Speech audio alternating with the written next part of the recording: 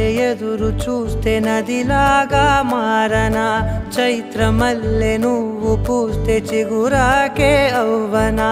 నన్నే వరించే యువరాజును అంట నీ యువరాజు